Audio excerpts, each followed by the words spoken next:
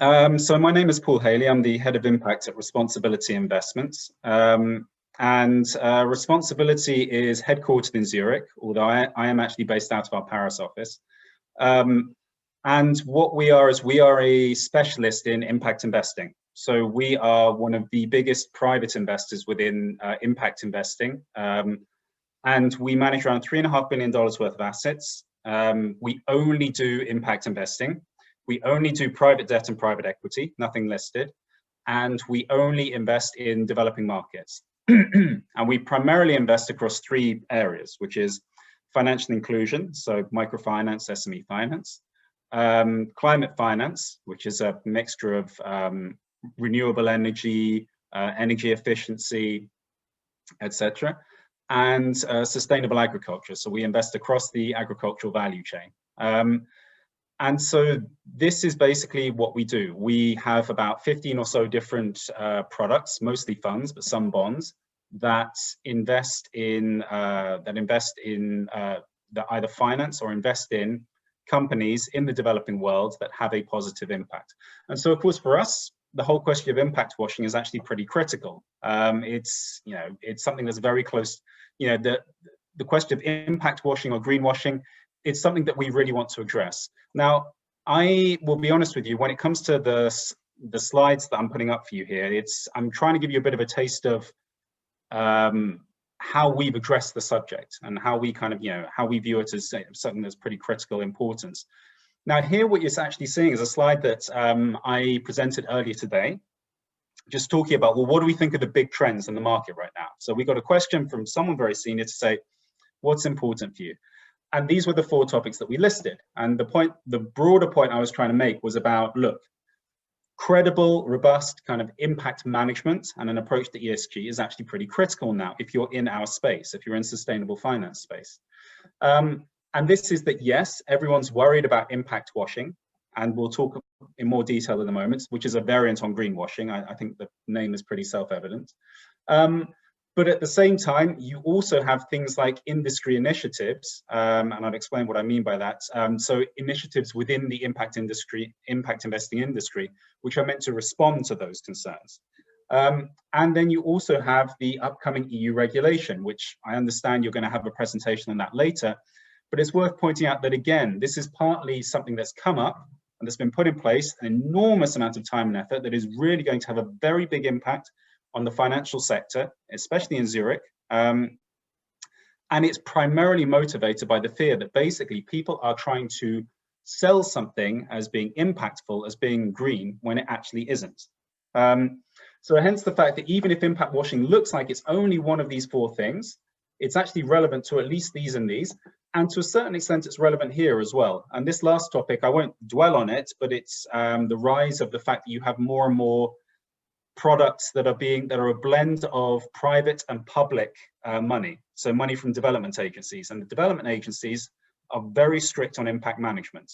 And that is, again, partly because they really want to find out, well, look, we have public money here, we're investing it, we want to make sure that it's actually doing what you say it's going to do. So all of these things point to the same thing, that now there is a lot of pressure to actually to come up with a credible argument behind impact and ESG to show that you're looking at this properly, because people are worried about impact washing, and these are the responses that they have to it. Now, to go into a little bit more detail here, some of you may have heard of the GIN, which is this body here. For those of you who haven't, it's the Global Impact Investing Network. So it's an industry body that deals with impact investing, basically. And to a certain extent, the broader topic of sustainable investing. And they do a survey every year of all of their members, all of the impact investors, the guys who are focused on investing for a positive contribution. This is beyond the ESG. This is about really investing to have a positive impact and contribute to the sustainable development goals. And the biggest threat, according to the people who replied, was impact washing. It is the thing that people are most worried about. And as part of this, they're also, when they spoke to people who invest within the space, they said, well, what are your concerns? What stops you sometimes from investing in impact investing? And they said, well, it's a lack of impact management systems. It's a lack of impact track record. It's basically all of those indicators that question that lead to questions around credibility with this topic. And this is partly due to the fact that you are seeing the, one of the evolutions that you've seen in the last few years is that, yes, a lot more people are interested in this space. And yes, the larger, more mainstream investors, they're not stupid. You know, they see a trend, they see an opportunity. So you're seeing more and more mainstream investors in the last couple of years moving into this space. So it's pretty natural that the whole industry is then responding to that by saying, well, guys, you know, this is a kind of a bit of a concern here. This is, you know, we have to make sure that these mainstream guys aren't effectively coming in, issuing a product that's basically the same old bucket of securities, slapping a few SDG logos on it, and maybe a little bit of green branding, and just saying, there you go, it's impactful, it's green. So this is basically what most people are worried about, I think, within our industry, and why they talk about greenwashing and impact washing, effectively.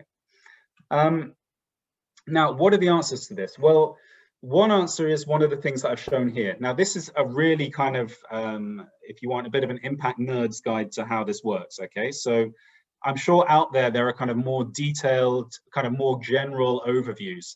So I'm giving you my job is I'm the specialist in this particular area. So apologies to those of you who expected a kind of encyclopedic, very, you know, top-down kind of approach. This right here, for example, is a list of 3 of the initiatives that are governing this. Now, in the previous slide, actually, we listed on the right-hand side here a series of impact frameworks and approaches which are being integrated right now. And some of these you might know. The Principles for Responsible Investment, for example, that's a very well-known one.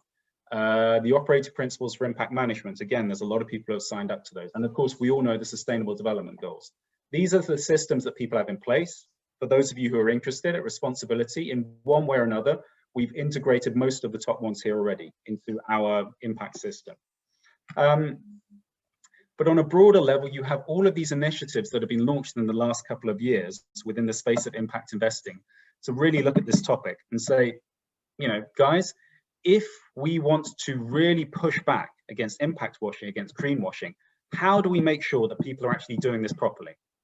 Now, one way of doing this is what you've got in the middle here, which is something that the World Bank launched quite recently, which is an entire initiative saying, okay, if we're going to come up with a set of principles for impact management, what does this look like?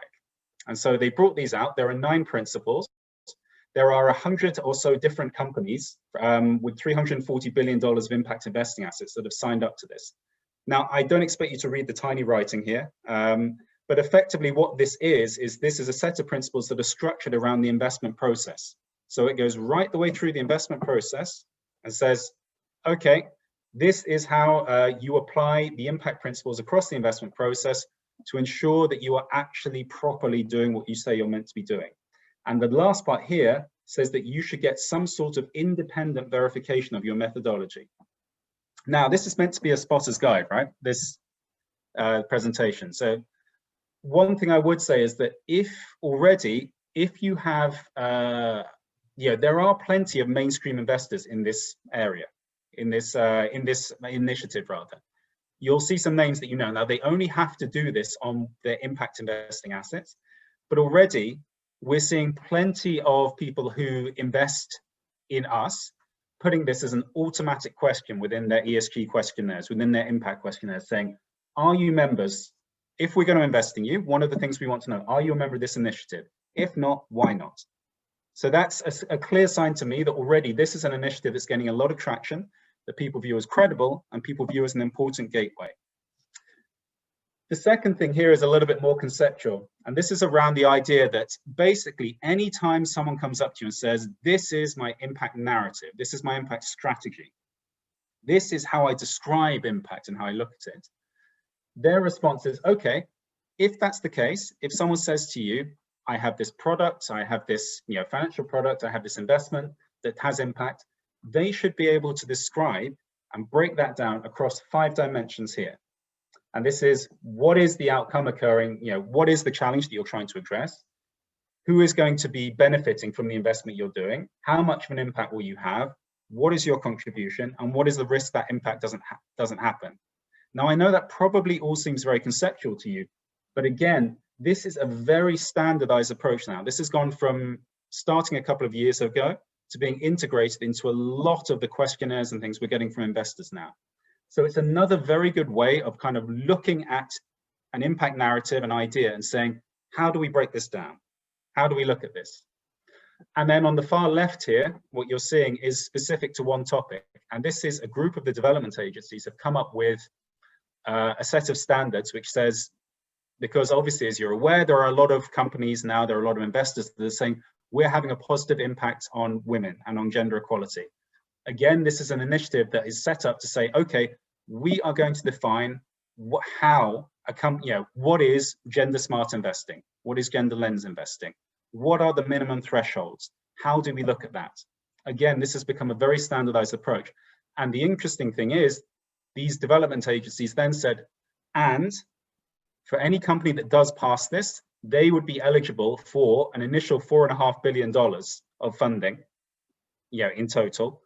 Plus, there is potentially another $4.5 billion more that's being discussed right now, is my understanding.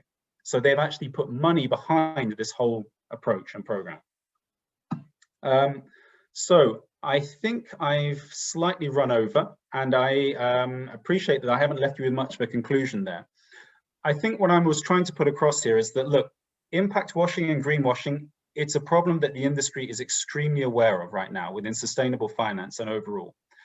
It's something that's very hard to spot. I mean, the SDGs in many senses have been a colossal triumph in the sense that you see the little logos everywhere now. Everyone has them. You see them scattered on everyone's sustainability reports. And it's been great in the sense of getting everyone aligned with where we need to go as a society, the end goal. But at the same time, it's worth making the point that there has to be something more than that. And that there are initiatives out there that will allow you to really find out who is analyzing and affecting this in a credible fashion. So my plea to the group and to everyone would be, really think about those initiatives, really take the time to look into it. And when someone is putting up a claim towards credibility, towards impact, towards doing something green, please try and look at it through the lens of some of those structures that you're seeing there. Or at the very least, if you're looking at an impact investing product, ask the question, are they members of, or are they adhering to any of the structures I just laid out there? I hope that wasn't too specific or nerdy, or I hope I didn't lose too many people. And with that, I would hand the word back.